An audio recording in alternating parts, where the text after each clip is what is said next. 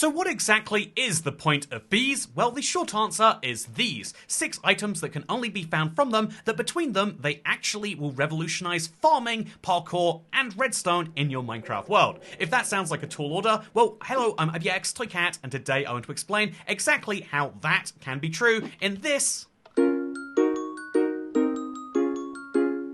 your ultimate guide to all things bees, and we're obviously going to have to start therefore with how do you get these in your Minecraft world, and obviously spawning is our first chapter because bee nests can generate under oak, birch, or cherry trees. Cherries are the newest of those 3, but simply put, when you find these trees in your world, they have a small chance of having a bee nest under them. What is that chance? Well, it depends on the biome, but in a meadow it's 100%, whereas in a flower forest it's free, and in a regular forest it's just 0.2. This might make you think therefore that the best place to find a bee nest is the meadow, but keep in mind there are very few oak or birch trees there. The same is true for the mangrove swamp, and so you might be best off heading to a cherry tree biome, or indeed going to a flower forest, because this is where you'll find far more trees and therefore far more bees. Also keep in mind that even if you don't have all of this terrain in your world because you're playing an older update, like a world from an older update, or you're playing a silly challenge where you have to survive above the skies, imagine doing something that silly, well in that case you could still just grow any oak, birch, or cherry tree straight from the sapling, and as long as you have some flowers nearby it, there is a 5% chance of having a bee nest. So this is very useful for challenges where you can get saplings for these trees from a wandering trader without ever having to visit any of these biomes. Speaking of having to visit biomes, you will have to go places to get flowers if you want to turn bees into more, because ultimately breeding bees is,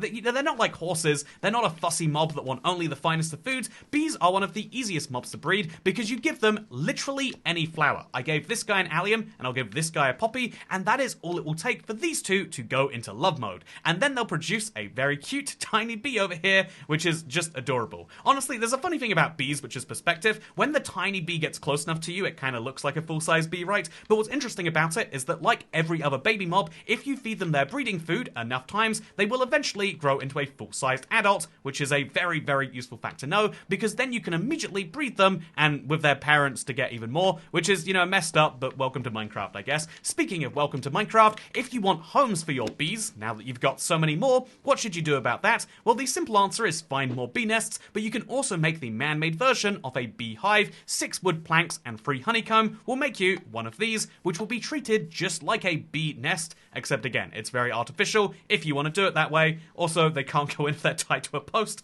that is too far away. A useful fact for you to know. Anyway, let's talk about the daily routine of a bee, because during the day, bees search for flowers to harvest pollen from. You'll notice that they have pollen because they'll have a little trail underneath them.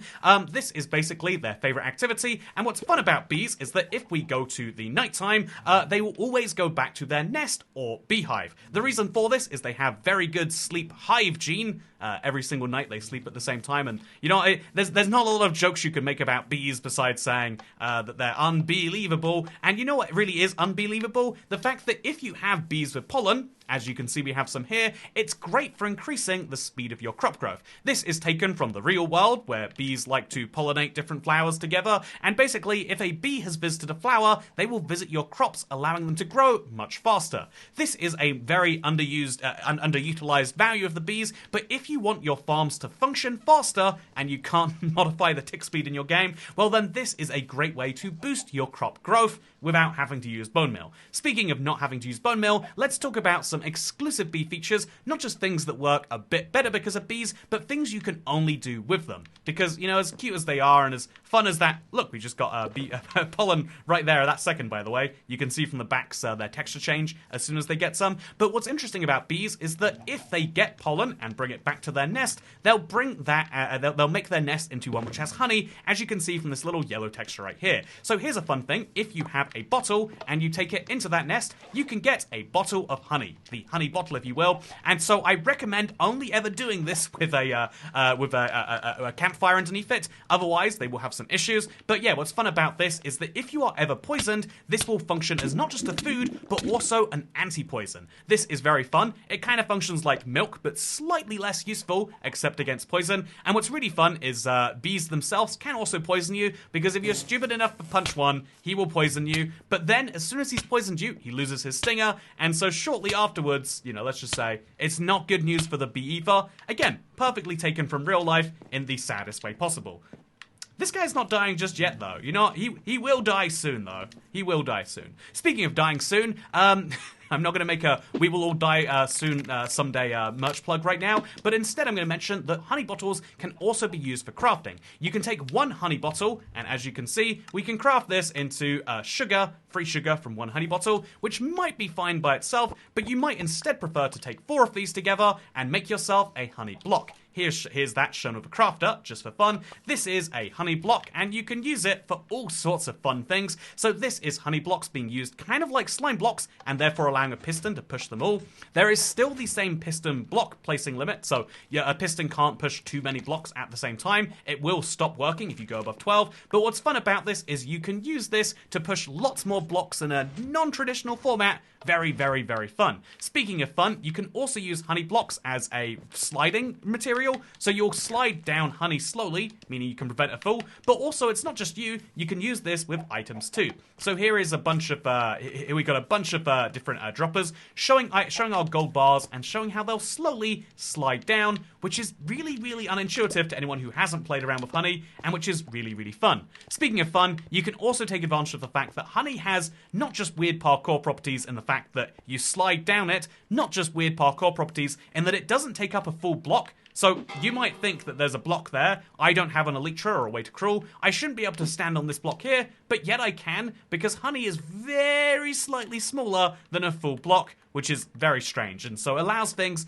that don't look like they should be possible, but also honey makes it possible for entities to only jump 0.5 of a block, which means if you want to trap people, you just put honey below them. Obviously, the easy actual way out of this is you break the honey block, but if you want to, if you have a world where people can't break blocks, this is how you ruin their jumping for them and force them to use ladders. So parkour, parkour, and parkour. What more do you need? I guess also redstone, by the way. But what more you might need is the fact that it's not just honey that comes out of bees, it's also honeycomb. So this is the same procedure, but instead of using a glass bottle on your hopefully campfired beehive, but also this is what you do when you use shears on them instead. You'll get more honeycomb than you usually get honey. However, the biggest use for honeycomb is to make a honeycomb block.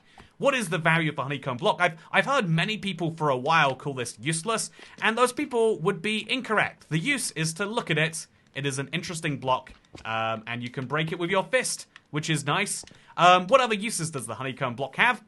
Well, let me tell you about honeycomb, the non-block, because you can use this to wax copper. This is copper that if I leave it long enough will eventually oxidize, but not if I use the honeycomb on it. Also, if you want to, instead of just using it like that, you can also go ahead and use honeycomb on the block in the crafting table to make the to make the wax version of it, which will then be immune from oxidization, which is great if you want to keep your copper, a nice, kind of orange tint like this, as most people do. If you want to ever scrape it off, you can just use an axe, just like so. I don't know why you would put it on if you're just going to axe it off, but very useful to know for the trial chambers. Anyway, those are the biggest things that you can do with bees, but I think there's still one big question that you might have been asking this entire video. Like, sure, bees are wonderful, they're unbelievable in fact, they do have a stinger and they do have all these valuable uses, but Toycat, why did you go through this entire tutorial with that block in the top right of your inventory? Well, it's because it's a bee's favorite block. Yep, that's as good as we've got today. I hope you enjoyed today's ultimate guide. If you have, do consider checking out the playlist where you can learn about all sorts of other fundamental Minecraft mechanics, because the bees ultimately represent a very important part of the game to know about, to use, and ultimately for any survival, whether it's a normal world or whether it's a challenge world, having bees is going to help you unlock all sorts of odd things that you might want to have access to, whether it's for redstone machines that will allow you to scoop up lava from the ground, or whether it's for literally doing any of these other things that you see around. I hope that this video was useful to you, because it's over now. Goodbye.